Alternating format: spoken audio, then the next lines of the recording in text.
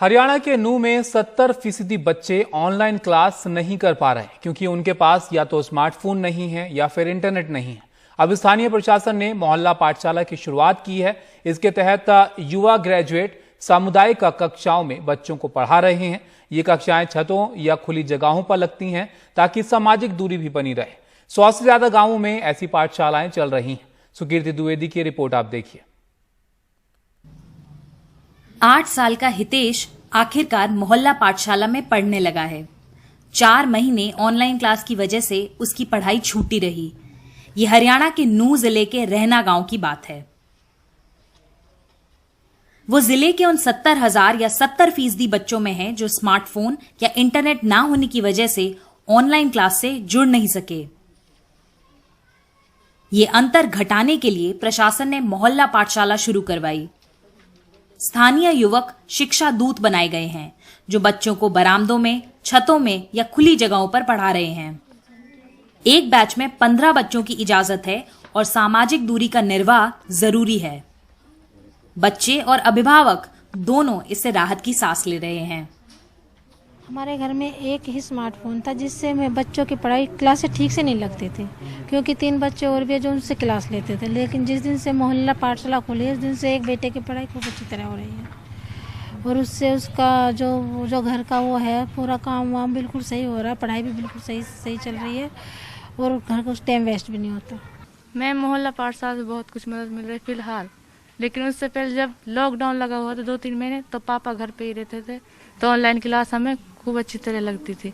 लेकिन अब फिलहाल पापा काम पर जाते हैं तो अब अटेंड नहीं कर पाते ऑनलाइन, इसीलिए अब मोहल्ला पाठशाला चली, इससे हमें बहुत कुछ फायदा हो रहा है और इससे हमारी पढ़ाई में कोई रुकावट नहीं आ रही है। 2018 में नीति आयोग ने नूंह को देश का सबसे पिछड़ा जिला बताया था। 1ली से 8वीं कक्षा के बीच जिले के 1 लाख छात्र हैं। इनमें से 70,000 छात्र ऑनलाइन क्लास नहीं कर पा रहे थे। मोहल्ला पाठशालाओं के तहत अब तक 4,300 बच्चों को जोड़ा गया है। 125 गांव में ये पाठशालाएं 246 कार्यकर्ता चला रहे हैं। प्रशासन चाहता है कि आने वाले हफ्तों में कम से कम 50,000 बच्चों को इससे जोड़ा जा सके। शुरू में कोशिश सिर्फ पेशेवर शिक्षकों को जोड़ने की थी, लेकिन शिक्षकों का अभाव है। शिक्षकों के आधे पद खाली हैं, इसलिए कार्यकर्ताओं की मदद ली गई। उमरा गांव में रहने वाली 20 साल की कामिला कार्यकर्ताओं में है। उसने न सिर्फ शिक्षक का अनुभव हासिल किया बल्कि बहुत सारी लड़कियों का भविष्य भी बचाया। अभी जो हम देख रहे हैं कोविड-19 की वजह से बच्चे पढ़ नहीं पा रहे हैं, तो दूसरी वजह ये है तो मेरे गांव का जो पढ़ाई का माहौल है तो वो थोड़ा सा वैसा है कि उसमें लड़कियां हैं जो वो कम पढ़ती हैं। कोई 7वीं तक जाती है, 8वीं तक जाती है, मोस्टली 10वीं से आगे तो बहुत ही कम लड़कियां जाती हैं। तो मैंने सोचा मैं घर पे हूँ, खाली हूँ और वैसे भी मुझे इस फील्ड से बेनिफिट होने वाला है, मैं बच्चों को पढ़ाऊंगी। तो फिर मैंने सोचा कि क्यों नहीं मैं अपने गांव के बच्चों को बिठा के पढ़ाऊं, उससे बच्चों का भी फायदा होगा और मेरा भी फायदा होगा।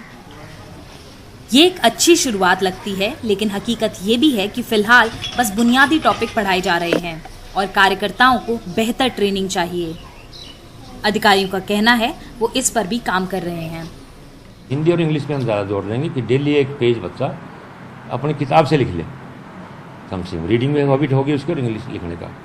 वो जो हमारा डायरेक्टरेट से आता है, शिक्षा विभाग जो हमें देता है, रोज़ाना सुबह 7 बजे आ जाता है हमारे पास, क्लास वाइज है टाइम टेबल उसके अंदर, वो हम उन शिक्षा दूत को भेजेंगे ताकि क्वालिटी इंप्रूवमेंट तब हो। अभी तो फिलहाल क्योंकि स्टार्टिंग स्टेज है हमारी, शुरुआत तो की हमने किसी तरह बच्चे जोड़ने की, अभी तक तो क्वालिटी भी इंप्रूवमेंट करेंगे साथ साथ। इन मोहल्ला पाठशालाओं की वजह से संसाधनों की कमी के बावजूद बच्चे अपनी पढ़ाई कर पा रहे हैं, पर सरकार के ऊपर भी ये बड़ी जिम्मेदारी है कि वो इनकी गुणवत्ता का ध्यान रखे और बच्चों की सुरक्षा का भी।